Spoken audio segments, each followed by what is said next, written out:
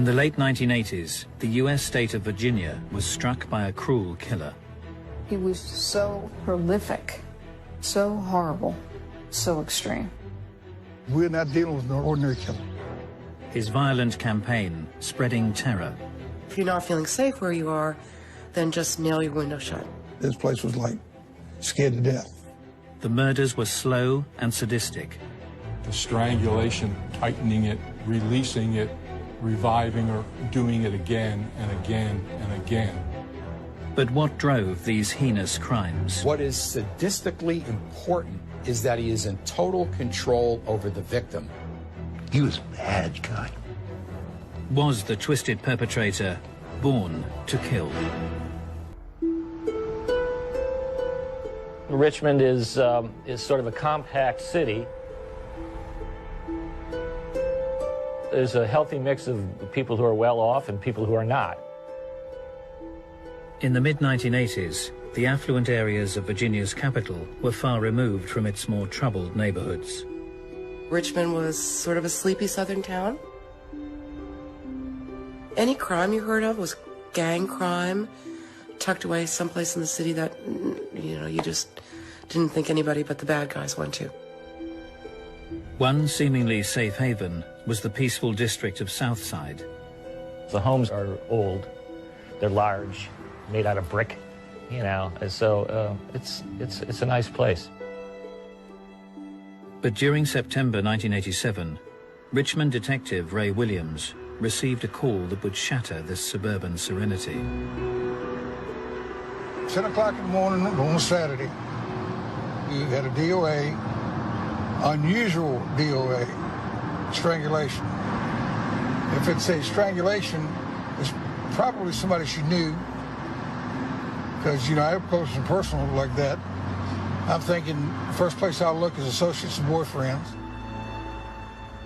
The detective's initial suspicions proved to be wide of the mark as he entered the first-floor apartment. First thing I said is, uh-oh. I've never seen in my entire career anything like this. I knew that we had a special case here. There were certain things that stood out which suggested to us that something ritual was going on. As I look in, she's lying face down on the bed, upper torso was hanging off the bed. She had one hand tied behind the other with shoelaces. And they tied them to a point to where they would, if you pull one, you tighten the ligature. He then had two socks wrapped around her neck and a 16-inch vacuum cleaner extension twisted in the ligature. The victim, although she was sexually assaulted, was redressed after the crime. There was a large deposit of pure, uncontaminated seminal fluid, which could have only come from masturbation. The victim of the horrific attack was 35-year-old magazine accounts clerk Debbie Davis. Debbie was my bookkeeper. She lived alone. She'd been married briefly and divorced. Warm smile, very engaging, very friendly. Ray Williams and Glenn Williams came to my door. They were here to tell me that she'd been murdered the night before. I think I just nearly fainted. I never could imagine anything that could happen to a friend of mine. This sweet woman didn't have an enemy in the world. Faced with a seemingly motiveless murder, investigators attempted to piece together the killer's movements. Of course, we do the walk around, we check behind the bushes, we check all under here. The intruder's entry point soon became apparent. Then we noticed the kitchen window had a rocking chair below it. Now he balanced that rocking chair right here, cut the screen and crawled right in that window. It told me one thing, it told me it would be somebody very agile, somebody very strong. You can see, I'm standing here and the rocking chair is probably, the seat of the rocking chair is no higher than where that vent is. So look how high he's got to be strong enough to lift himself up and then get in that window. And I'm saying, this guy's got to be a hell of an athlete to be strong enough to do that. And we feel like when he gained entry, he was there waiting for her to come home. The perpetrator would use his time to prepare for the attack. He used materials that were on the scene. He didn't bring things with him. And the killer's use of the homemade tourniquet was chillingly sadistic. And he raped her and choked her, and then she would come to and he would choke her again, and he repeated this process a number of times. It was particularly brutal. As the details became known, when we found out exactly how he did kill her, it was really awful. It was really terrible. He did awful things. He tortured her. He strangled her and tortured her and watched her die, like squeezing a little baby bird. That's what he did. As detectives investigated the macabre crime scene, they soon realized they were dealing with a meticulous adversary. When I get my reports back from forensics, there's no hair, no fibers, no physical evidence, no nothing. No witnesses, nobody talking about it. The police didn't have any immediate idea how the killer might be related to the victim. Usually they can figure that out fairly quickly. In this case, they clearly didn't. You know, this guy's awfully bold to go in and do the things he did to her with people in the apartments next door. Yet nobody heard anything. The Southside residents were shocked by the brutal slaying, but the silent killer was already planning to terrorize their neighborhood again. In September 1987, the Southside district of Richmond, Virginia, suffered a horrific murder at the hands of a sadistic killer. 35-year-old Debbie Davis was strangled in her own home in a prolonged, twisted attack. Police struggled to find a lead, and 2 weeks later, Detective Ray Williams was called to peaceful Southside once more. Quiet neighborhood, look, hear the birds. It's middle class, nice homes, very low in crime, including burglaries. Very seldom you get a street robbery.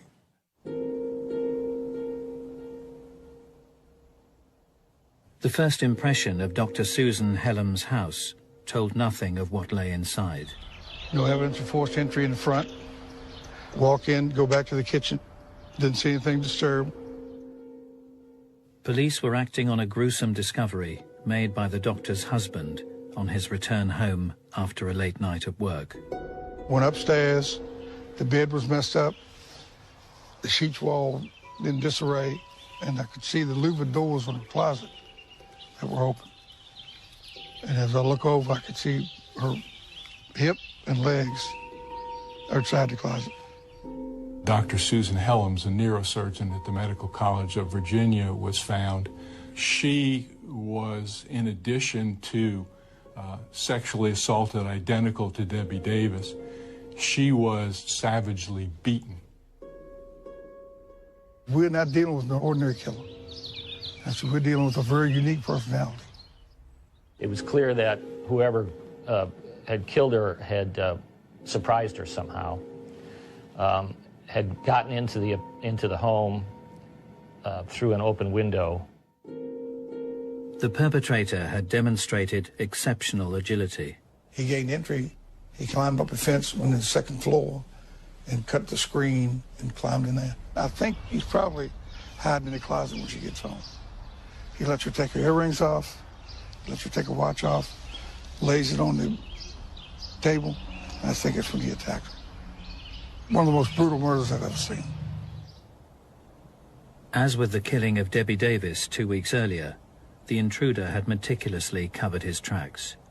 Nothing was left, not a fingerprint, not a hair, nothing that could be used to identify the perpetrator of the crimes. The only thing that was left were seminal secretions. Investigators were also horrified to discover the sadistic use of a homemade tourniquet. The florid petechiae in her eye caused the medical examiner to suggest that the strangulation of her might have taken up to 20 minutes or more. It was a situation of tightening it to cause her to suffocate, releasing it, reviving her, doing it again and again and again. What is sadistically important is that he is in total control over the victim, and having her die slowly and having her suffer and having her know that he is in complete control of her life is arousing to him. And so he's going to try to prolong her agony as much as he possibly can in order to satisfy himself.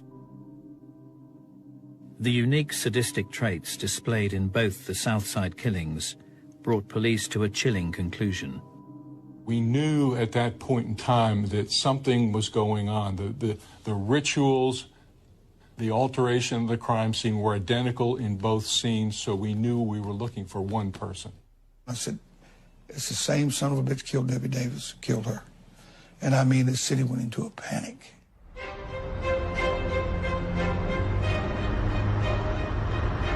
Once this was identified as a serial killing, everything in Richmond changed immediately. You could walk through Forest Hill Avenue, every light over there was lit. Every lock, deadbolt lock, in every hardware store sold out. We had somebody come in and say to women in particular, if you're not feeling safe where you are, then just nail your window shut. Man, this place was like scared to death.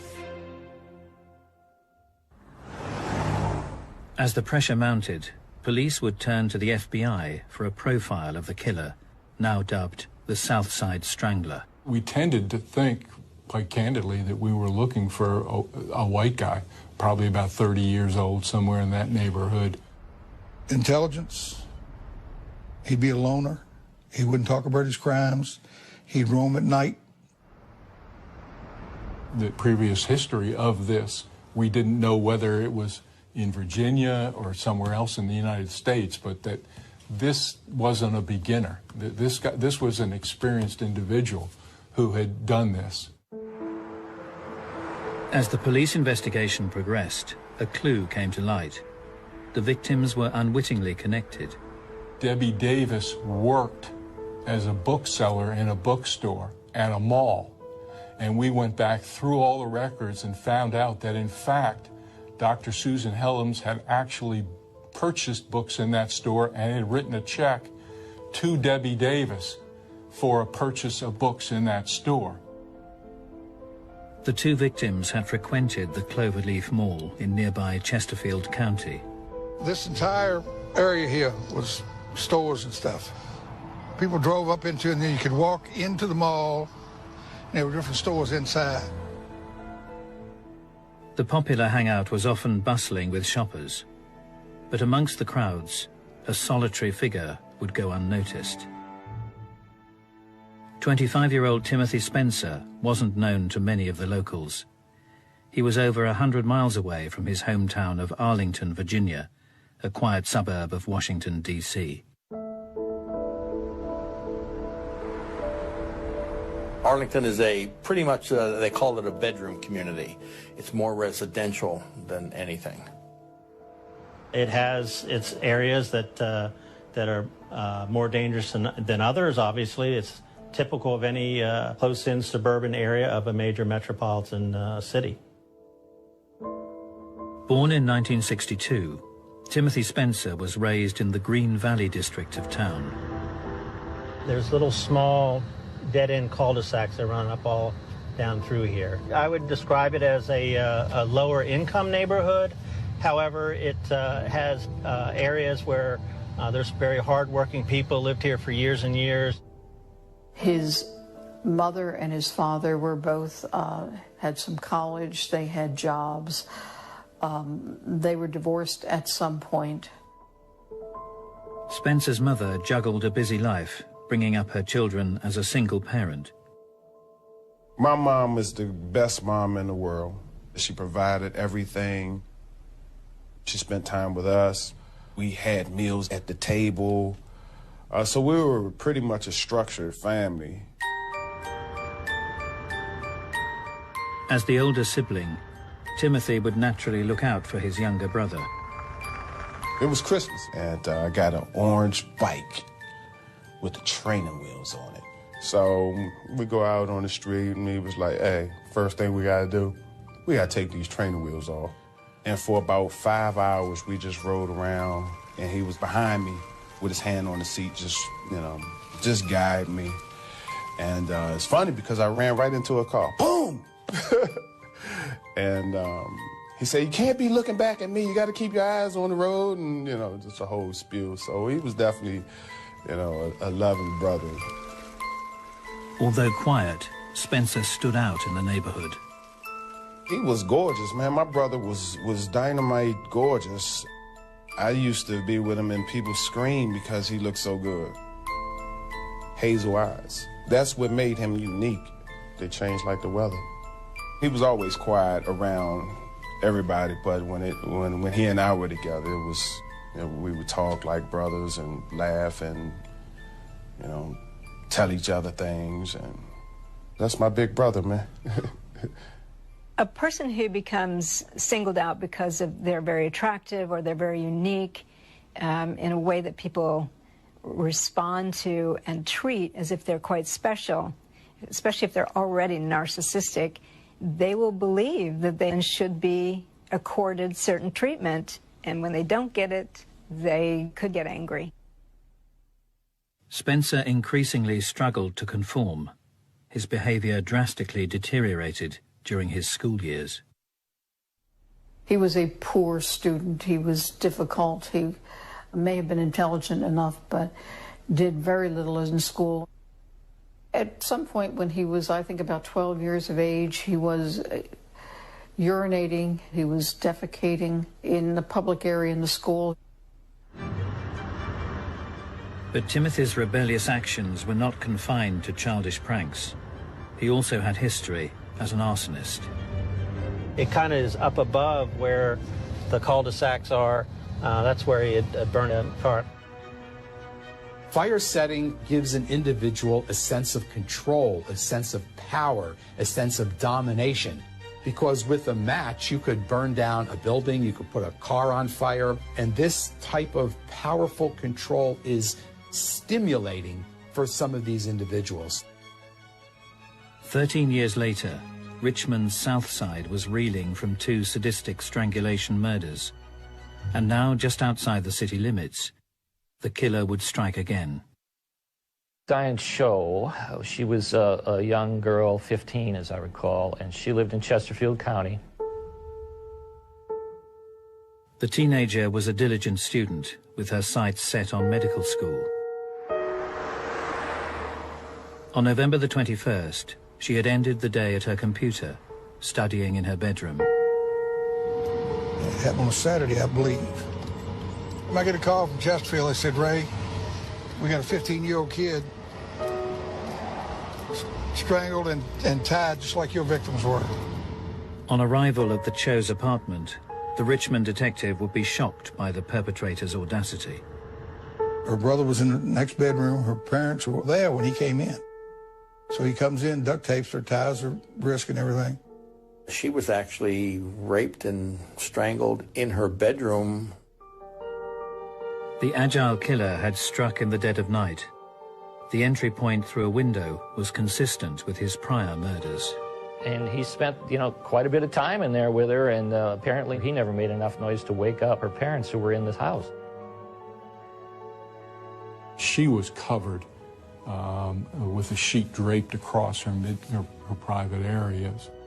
Anyone who's posing victims in a specific way is trying to extend the crime scene.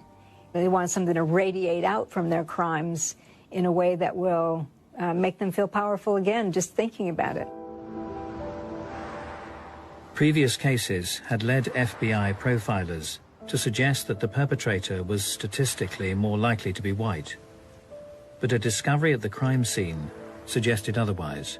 He left one hair inside, rolled up. It was rolled up in the bedsheet. So they collected that, and all they could tell us was it's consistent with being neighborhood hair. But as detectives set to work on this long-awaited lead, they were unaware that the killer was about to strike again. During the autumn of 1987, the prosperous city of Richmond, Virginia, was struck by a serial killer. The Southside Strangler had thrown the state capital into turmoil, with the sadistic killing of 3 women. Little evidence other than seminal fluids had been left at the crime scenes, although investigators would establish a link between the victims. All had frequented the popular Cloverleaf Mall. Diane Cho lives less than a mile from here. Debbie Davis worked here at a bookstore, and Susan Helms shopped here often. And the Cloverleaf Mall was still a popular hangout for 25-year-old Timothy Spencer. The pensive loner had plenty to reflect on as he seemingly watched the world go by. He had been in trouble of various kinds since he was about 9 years of age. He got into crime early and stayed in it. Travis Spencer recalls how his older brother's behavior deteriorated on the streets of his hometown of Arlington. It was several guys that pretty much terrorized the neighborhood, and he just happened to be one of them. Now, if thieving was a sport, he would have been number 1. If you told me he stole your hubcaps, I would believe that. If you would have told me he stole your eyebrows, I would believe that. My only previous experience with him was the burglary from when he was a juvenile. All I remember is that I had to get his mother's permission to get his fingerprints. Because I thought that I had to do that as well to be accepted. I had a friend of mine, we go in the store, we had stolen some candy. That guy jumps around the corner and says, "Stop, thieves!" So the police came, the officer put us in the back. We get to my house. My mom came to the door and saw it was me, and her whole face changed like, no. And when my brother got home, I'm like, yeah, this is our bonding moment. And he looked at me with the seriousness in his eyes and said, you know, don't ever steal. You know, don't be like me. Be better than me. As Timothy Spencer approached his 20s, his escalating career of crime would lead to severe consequences. The eventual burglary that he went to prison for was not too far from here. We're in the South Arlington, the border with the city of Alexandria. I break into a house, and the cops caught him inside. That's why he got his time. He was serving time for B&E. The jail part, now that right there, that was the part of me growing up. I used to cry all the time when I used to go see him because, you know, I couldn't understand why he was behind there. And as I got older, I understood right from wrong. And if you do wrong, that's where you go. Once you go to prison, it's only 2 things that can happen. Either you're going to do better or you're going to turn to the dark side. Spencer would be released in September 1987, having served 3 years in prison. He was placed in a halfway house 100 miles away from Arlington, in the Southside district of Richmond. His apartment was the one upstairs on the left-hand side. It's a transitional house for nonviolent offenders. If they're nonviolent, they bring them right after serving a certain amount of time to acclimate them back into society. As Spencer settled into his new surroundings, he would keep the staff and residents firmly at arm's length. He was a loner. He didn't talk to anybody, didn't have any friends. But when he ate near the end of the table, would not engage in conversation. If he watched TV, he'd sit on the other side of the room. However, Spencer did cultivate a relationship with a female member of staff. Servicing her car opened up opportunities for the reclusive resident. The only person he talked to was a woman whose car he used to work on so he could drive. Spencer would cruise the local neighborhood and visit the Cloverleaf Mall in nearby Chesterfield County, supposedly returning in daylight hours. Normally on a halfway house, you're let go to go out and work, and you have to come back in at night. You're not allowed to go out overnight. But Spencer wasn't playing by the rules. They're supposed to be supervised, checked in, checked out, but it was not run well at all. Timothy Spencer continued to roam the streets at will.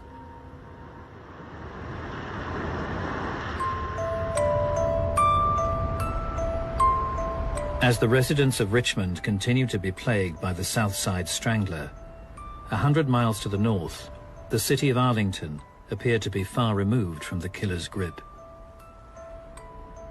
We're in a section of South Arlington, a very nice, quiet community. It's very close to Washington. I believe actually that Richard Nixon lived there at one time before he became president. Very, very pleasant and very convenient place to live, and very little crime. As the end of November approached, the local community was preparing for Thanksgiving weekend. One such resident was publications editor Susan Tucker. Susan was a young professional, kind of slight of build, that was a little quiet and pretty much kept to herself, and didn't have a bad bone in her to bear any ill will towards anybody. She was home alone because her husband was on a business trip.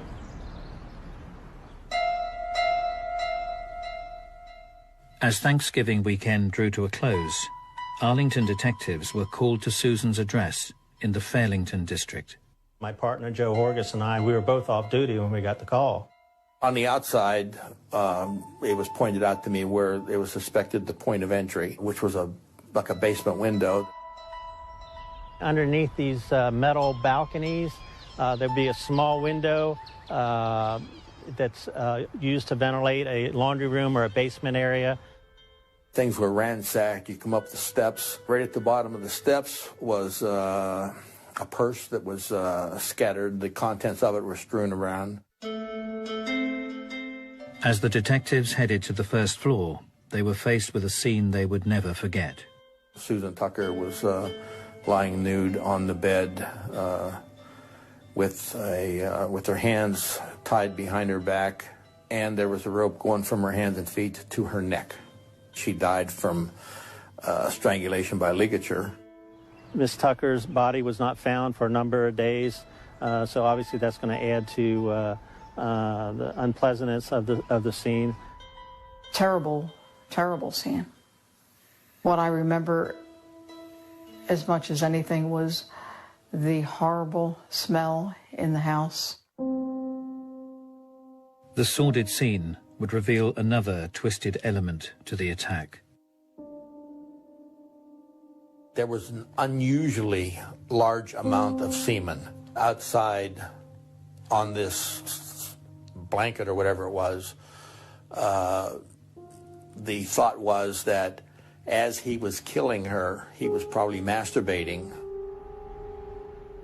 The gruesome murder bore no witnesses, but the sadistic nature of the strangulation prompted investigators to look to the past. Because there were so few homicides in Arlington, and very, very few of that type, as soon as they saw the way the body was with the ropes, they immediately thought of a homicide that had taken place 3 years earlier of Carolyn Hamm. A local man was serving time for Caroline's murder, but with the similarities between the attacks difficult to ignore, detectives were now beginning to question whether the right man had been convicted. Carolyn Hamm was found with a rope going from her neck up over a pipe down to the bumper of a car. She was tied with her hands behind her back. Investigators also recalled a string of unsolved sexual attacks that had featured similar sadistic traits displayed in the murders of Carolyn Hamm and Susan Tucker. I knew that there was a rapist who was working the area, breaking into apartments. They called him the Black Masked Rapist. He was so prolific. He was in a home with his ropes, waiting for a woman to come home. Had to be one of the scariest things that imaginable. I called the FBI profile unit. They agreed that the odds are that this black rapist is my murderer. And they gave me some vital information that when the first girl was raped, The perpetrator took her from one area and took her to another area. There's a real good chance that the suspect lived in that area because he would have taken her to somewhere where he was comfortable. The reason they're within a comfort zone is because they're trying to do this in a way that they won't get caught. They know the streets, they know, the patrol cars, they know various things about the buildings that they might be entering and the person they've been following, or the person who seems to be vulnerable. So there'll be kind of a buffer area around their immediate home or business. As Arlington detectives focused their efforts, potential suspects were whittled down. There was someone that had been bothering me 5 or 6 years earlier who was doing burglaries. All of a sudden, I remembered Timmy, and then Timmy Spencer came. The 25-year-old career criminal had been brought up in the Green Valley area of Arlington. His family home was located just a short distance from the site of the first rape in 1983.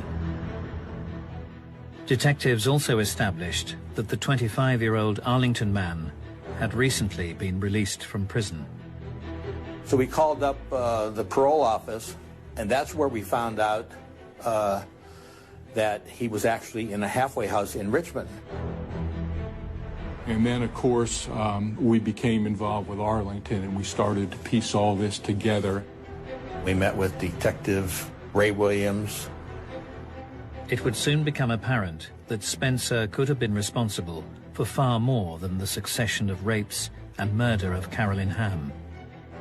Arlington and Richmond detectives discovered shocking similarities between the more recent murders in the two districts. The movements of Timothy Spencer were also impossible to ignore. Got the sign-out sheets from Halfway House. Every time he was signed out, coordinated with every murder. Not only did he sign out for every one of the murders down in Richmond, but he requested and received a furlough or whatever it is to come to Arlington for Thanksgiving, the weekend that Susan Tucker was killed. As detectives delved into Spencer's history, they would discover a disturbing pattern of behavior. The big circumstance that came to mind during the FBI's profile was the arson. Every indicator shows that he went through a transition of escalation. He started as breaking into homes, and then he would break in and he would defecate and so forth and so on. And he gradually grew. There were many where he broke into one house and then took things and went next door and waited for a woman to come home. Often somebody who becomes a sexual offender starts with sexual burglary because it's like an experiment to see if they can, what they can get away with. If they enjoy that, they will now progress to trespassing against the person, which usually is some kind of molesting or rape, and then that can lead to torture, sex torture, or murder. Having established a clearer picture of their suspect, police made the decision to take Spencer in. We were on the street outside the halfway house when he came. We walk in, cuff him, take him to headquarters. I interviewed him for 12 hours. He never admitted anything. I don't know what you're talking about. He spoke well. He didn't use a lot of street slang. There were times when I would thought, do we really have the right guy? But I think for the most part, we were pretty confident we did. However, the horrific crimes had been perpetrated by a careful and calculating killer. With limited circumstantial evidence to call on, there was a danger that Spencer might yet walk free. Following a series of sadistic sexual murders in Virginia, Arlington and Richmond police had combined forces to arrest Timothy Spencer at a halfway house. The detective's case was based on circumstantial evidence, but recent advances in forensic science would offer them an unprecedented opportunity. As far as I can tell, it goes down in U.S. history. We were the first DNA murder case. Although police were dealing with a meticulous adversary, they were hoping to match Spencer's blood sample with deposits of semen found at the crime scenes. We immediately arrested him. We got his DNA. We checked it. And of course, everybody was holding their breath until, oh, when is the sample going to come back? Back then, it took several weeks. You know, we would sit around and wait. If there wasn't a match, then it wasn't Timothy Spencer. And to be honest, we were all going to have egg on our faces. But it matched. It matched to the crime in Arlington. It matched to 2 of the 3 crimes in Richmond. So we had 3 cases with DNA evidence. Forget about who it was. We knew who it was. It was then, how do we convince the jury? Police continued to build their case. They had observed Spencer's movements at the Cloverleaf Mall, a location that had been frequented by 3 of the victims. Sat in the middle of the mall for hours, watching the women, just looking at them. We'd just sit there and watch them walk by. Never bought a thing. Like a chameleon, he just blended in, didn't cause any problems. He obviously was very meticulous in picking out his targets. Once he picked one, he would walk behind her and watch stores she went into. We were able to produce some evidence that showed that this may be the location where he would pick these individuals out. Between July 1988 and June 1989, Spencer would face charges for the rapes and murders of 4 women in Arlington and Richmond. Although implicated in the murder of Carolyn Hamm and the series of Arlington rapes, prosecutors decided to try him on only the most recent murders. I never saw any indication that he was at all troubled by what he was hearing in court. He just sat there. Disturbingly, the defendant would come to life as prosecutors distributed images from the horrific crime scenes. He wanted to see those pictures. I mean, he was actually, defense tables here and the jury boxes here. He's actually leaning over, looking at every picture. Timothy Spencer was so bad, there was no way in the world that even as opposed to the death penalty as I was going to take a chance on him ever getting out on the street again. He was a bad guy. Spencer was found guilty of the murders of Richmond residents Debbie Davis, Susan Helms, and Diane Cho, and of Arlington resident Susan Tucker.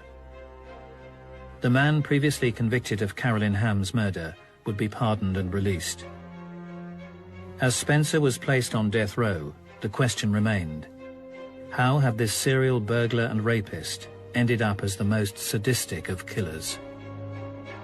That was the hardest part of the whole situation. Like I said, you told me something about some stealing. But murder, I never could see my brother actually murdering somebody. He was a very angry person, a controlling person. He wanted to control people. He obviously hated women for some reason. It's not the sexual part of the crime that doesn't give them the satisfaction. For some reason, they've harbored this inner anger towards women. He's escalated to his torturing people. The torture part is part of the anger, and releasing that anger towards your victim.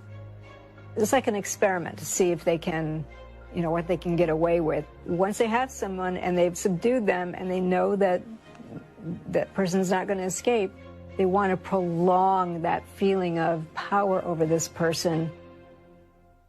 But what was the root of this twisted fury? Was Timothy Spencer a born killer? I think something wasn't really right in the mind. If somebody's ill, that's treatment. That needs to be with medication, some doctoring. Me growing up in that household, he was definitely ill. We don't see any genetic thing that turns a person into a sex murderer. But if he's also a predatory psychopath, We certainly are finding that there are brain factors in terms of areas of the brain that don't inhibit aggression and areas of the brain where moral decision-making is made that are atrophied. So you get a sex killer who's also a psychopath, it's more likely that person will become an aggressive offender. I wouldn't say he's a born killer, but that deviant sexual arousal pattern is certainly hardwired. And with other events in individuals' development and childhood could set the stage for somebody to act out. Timothy Spencer was executed at the Greensville Correctional Center on April the 27th, 1994. They called me, they said, "You coming down?" I said, "No. I deal in death every day. And it's just a legal way for the state. You're still killing somebody." I mean, I'm not saying he didn't deserve to die, because he'll never kill anybody else. But I still have mixed emotions about death penalty. That day, phew. Yeah, I was there. I was there the last day on this earth when they told us we had 2 minutes left to talk to him. You know, for you to be sitting there with a person perfectly healthy, they damn near had to pry us apart. I do remember the day that he was to be executed was a very unusual day for me. And I remember not being able to speak to people all day long and just carrying it around with me, remembering my friend. For many, the actions of this sadistic killer are simply a terrible chapter from the past.